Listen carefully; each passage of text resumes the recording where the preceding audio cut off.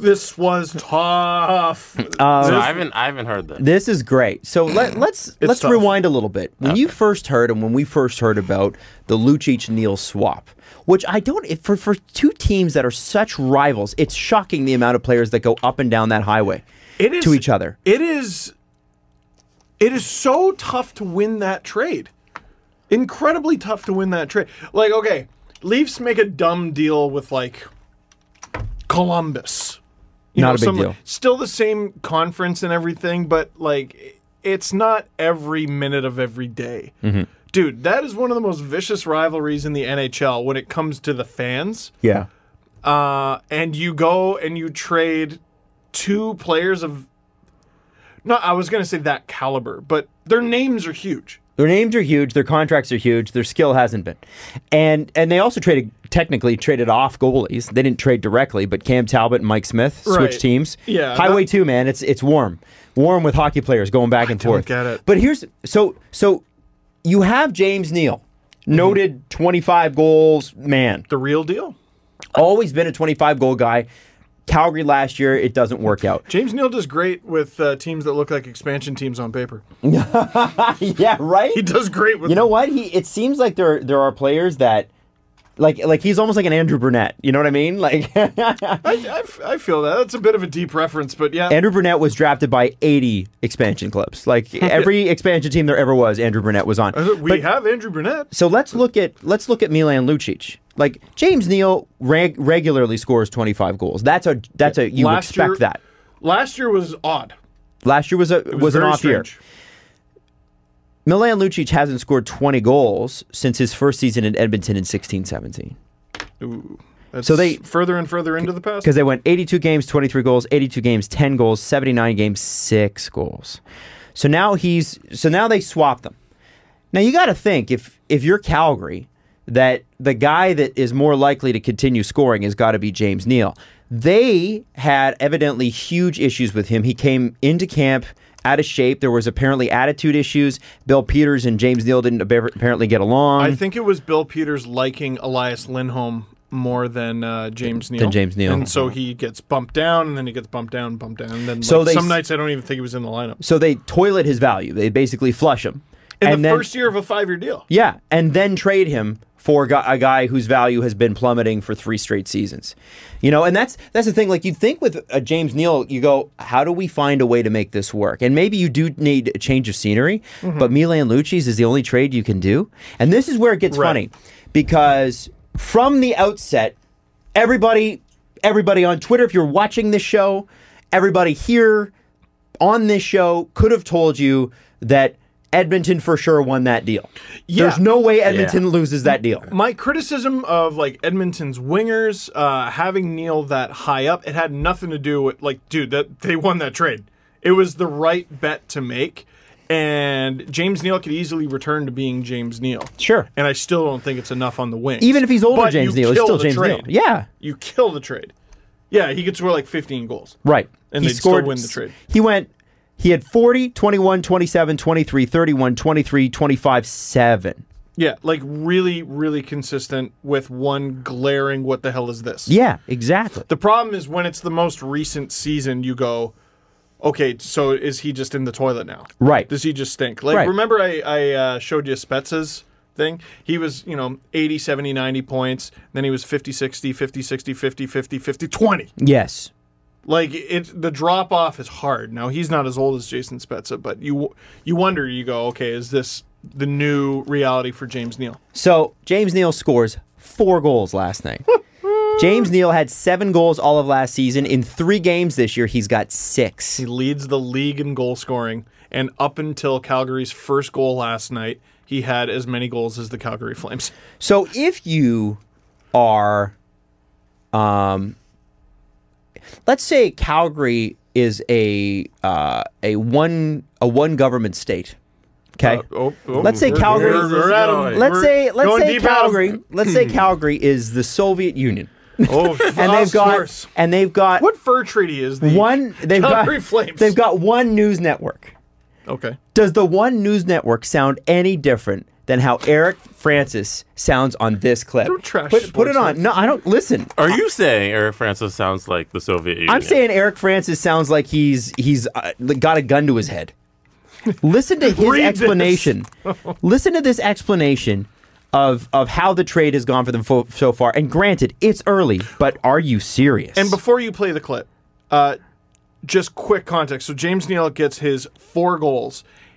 In the Calgary game, Milan Lucic scores none goals, but he had a fight while the Flames were losing 3-0 and the Flames tied it. So here we go. The trade, but Milan Lucic kind of changed the tide of this one. Well, that's it. If you're a Flames fan and you're at home, you've probably received several texts already tonight from Oilers fans saying, we win the fight. We won the trade. 4 goals for James Neal. James Neal was never going to do that here in Calgary. Disengaged, too slow, not playing top 6 minutes. Let's talk about Lucic. Lucic now leading in his own category, which is penalty minutes in the National Hockey League.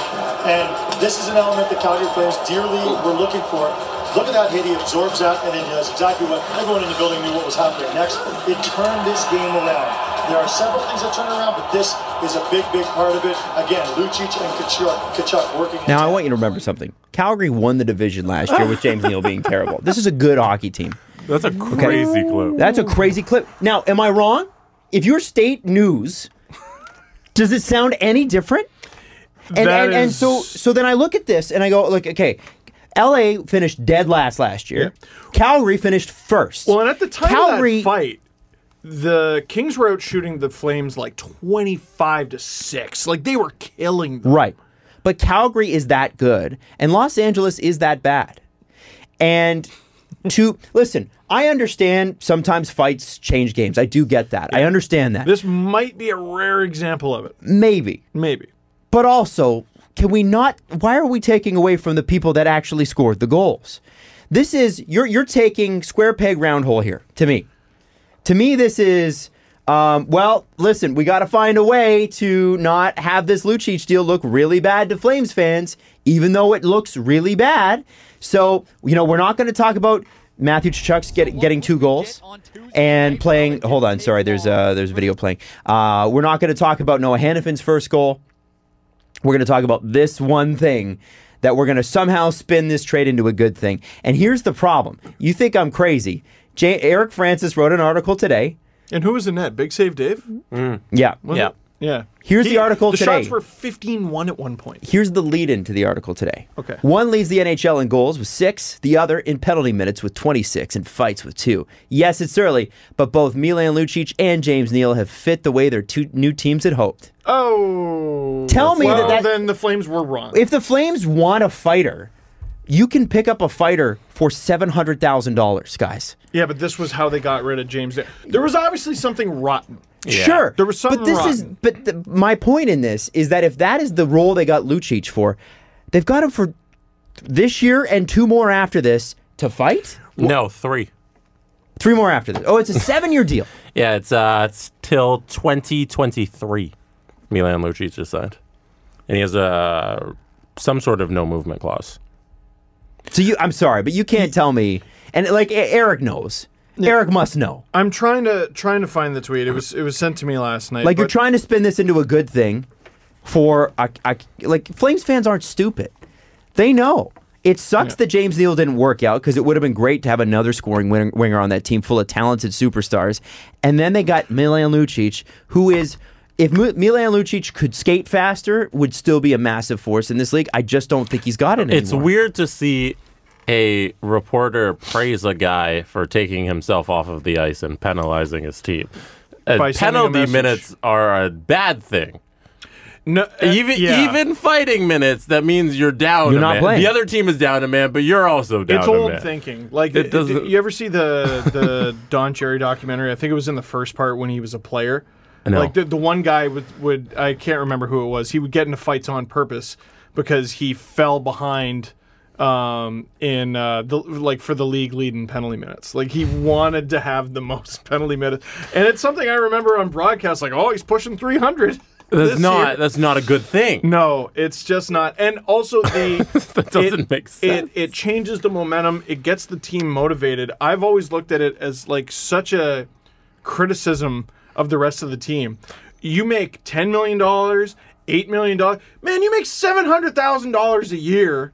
Oh, they take half of that for escrow. Man, $350,000 a year. I expect you to give a shit. I expect you to try at the very least. And you need this guy to play punchy fisty? Yeah. To remind you that you're in the middle of a hockey game at home? At home. What is it called? What are all the people screaming about there? Punchy fisty? Friggin' wake up! Use the friggin' gazebo smelling salts there. Placebo. I saw it. Use the smelling salts and wake up. You need Milan Lucic to get into a fight. And by the way, he didn't get into the fight to rile the team up. He got into a fight because he almost got demolished by Lane McDermott. Yes. And again, who the hell's Lane McDermott? So you fought this. You fought. I don't even know I got his first name right. You fought not notable guy on team that's bad. Yeah, I like, just, come on. It makes no sense. And props to them for coming back in a game where they were 100%. No, but that's the problem. Is that how can you give that? That was all Chuck's game. Yeah. Sorry, man. And he was. I love when he and Doughty match up because they hate each other so much, so openly. And it's such a fun rivalry. And Doughty gets the edge in this one. But you could tell he brings it against the Kings. Oh, yeah. Brings it. And he had a couple really good goals last night. Now, Wyshynski tweeted this, and I love this. He's like, I don't know why everyone is so hyped for James Neal when Milan Lucic has like 5 super mean intimidations in 7 periods. It's just the best thing Milan Lucic has done so far this season is punch Nikita Zadorov in the face.